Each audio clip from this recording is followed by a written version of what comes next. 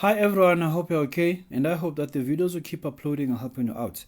On this video, guys, I'll be questioning, I'll be tackling rather question number 3 from the mid-year examination, which was written in the year of 2024 rather, in the province of Eastern Cape.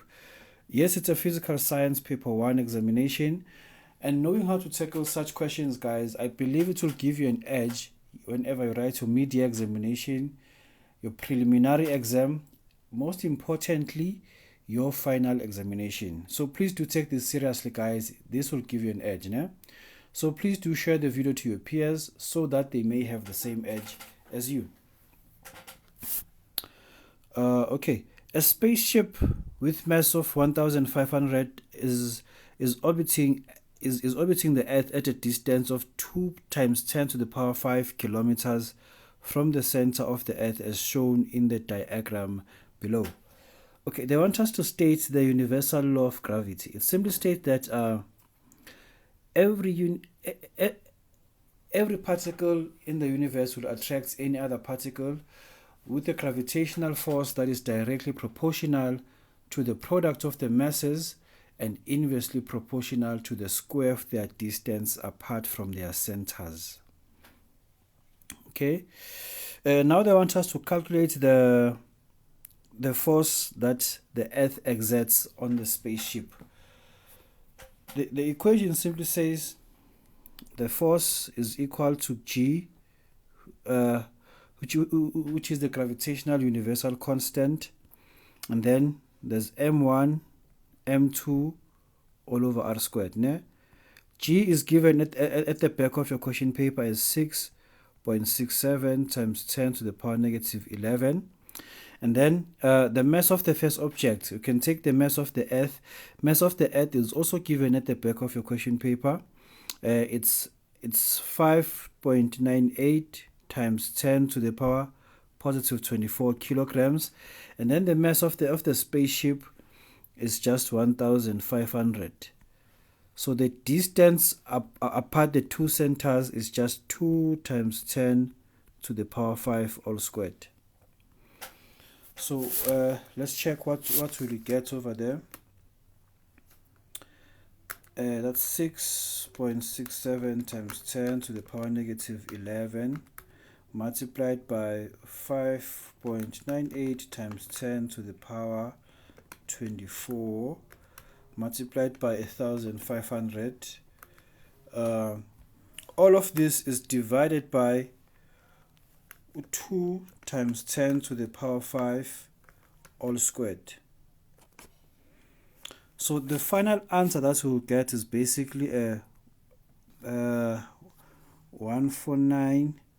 It's rather 14,957,475 newtons.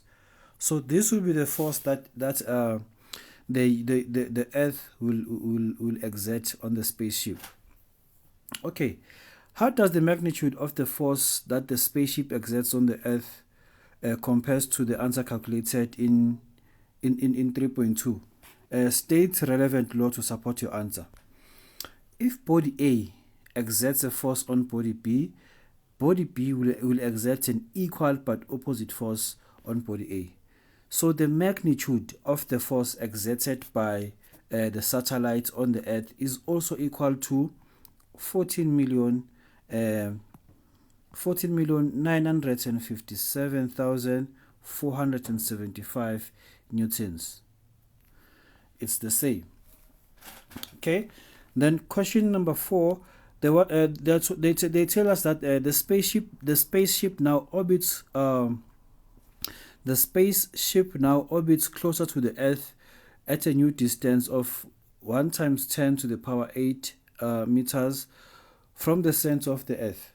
Calculate the acceleration of the spaceship at this position. Okay, if, guys, a universe is in the Earth, it will accelerate with an acceleration of 9.8 meters per second squared altogether.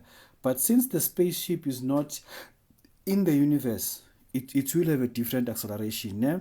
And we do have an equation to find that acceleration, That's g multiplied by mass of the earth divided by the distance between that particular object and the earth. So that's 6.67 times 10 to the power negative 11 multiplied by the mass of the earth, which is 5.98 times 10 to the power 24, all over the new distance between the earth and the spaceship. That's just 1 times 10 to the power 8 all squared. Let's just punch our precious color calculator. 6.67 times 10 to the power negative 11 multiplied by 5.98 times 10 to the power 24 all over 1 times 10 to the power 8 all squared. And then we'll simply find an answer of 0.03039 0.0398866 ne? 98866.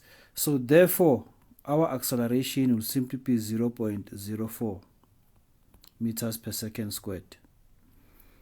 That's how, guys, we're supposed to tackle that question over there, ne? If the spaceship was in the earth, or rather was on earth, its acceleration was going to be 9.8 meters per second squared. But now, since the spaceship is orbiting a far distance from the earth, that's why its gravitational acceleration is simply 0.04 rather meters per second squared. That's how, guys, we're supposed to tackle that question over there. So just stay tuned and wait for more videos. Thank you.